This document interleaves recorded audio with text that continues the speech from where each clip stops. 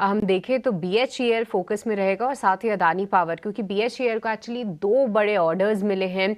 एक बड़ा ऑर्डर 3500 करोड़ का अदानी पावर से मिला है और दूसरा जो बड़ा ऑर्डर हम देख रहे हैं वो Mirzapur thermal energy UP private limited से इनको 3500 करोड़ का ऑर्डर मिला है। तो दो बड़े ऑर्डर्स BHEL के लिए। हालांकि सभी PSUs में काफ़ी गिरावट थी, पर किरण क्या यहाँ पे फिर से एक अच्छे रिवर्सल की उम्मीद करें, क्योंकि जो ऑर्डर आने की जो पूरी चेन थी वो रुकती भी नहीं दिख रही है BHEL के लिए।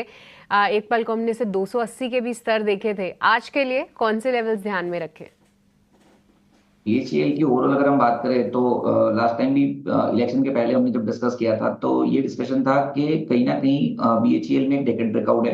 लास्ट टाइम 2015 में स्टॉक 200 के आसपास ट्रेड कर रहा था, उसके बाद हमने देखा कि वो ब्रेकआउट आने के बाद स्टॉक ऊपर 300 तक जा चुका है। अब 300 का लेवल आप चेक करोगे तो 2010 में था, तो ओवरऑल 14 साल के हाई के आसपास ट्रेड कर रहा था स्टॉक। दूसरी तरफ अगर आप देखोगे तो अप्रैल 2023 मतलब एग्जैक्ट यहाँ से एक साल पहले स्टॉक 75-80 रुपीज के आसपास ट्रेड कर रहा था, वहां से 300 पे, तो ऑलमोस्ट यहाँ पे आप देखोगे तो 3x काइंड ऑफ या 300% तक काइंड ऑफ का रिटर्न एक साल में बन चुका है। तो जनरली स्टॉक मार्केट या कोई भी स्टॉक इस तरह से मूव करता है, उसके बाद आने वाले समय में स्टॉक कंसोलिडेशन फेज में जरूर जाता है। सो ओवरऑल भले ही स्टॉक में जिस तरह से ऑर्डर आ रहे हैं, हमें बाय ऑन डिप्स की स्ट्रेटेजी रखनी चाहिए। ऑलरेडी 300 से स्टॉक हमें लुढ़क कर कहीं ना कहीं 250 के आसपास मिल रहा है। डेली चार्ट के ऊपर आप देखोगे तो 100 दिन की मूविंग एवरेज के आसपास सपोर्ट ले रहा है, साथ ही साथ कहीं ना कहीं 230 के आसपास के मल्टीपल सपोर्ट है।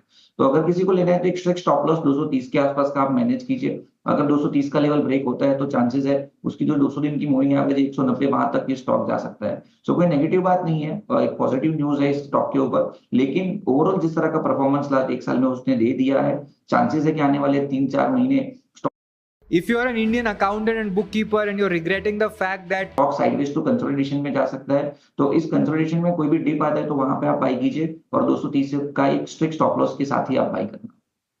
ठीक है, स्ट्रिक्ट स्टॉप लॉस के साथ ही आप इसको बाय करें और गिरावट में बाय करने की कोशिश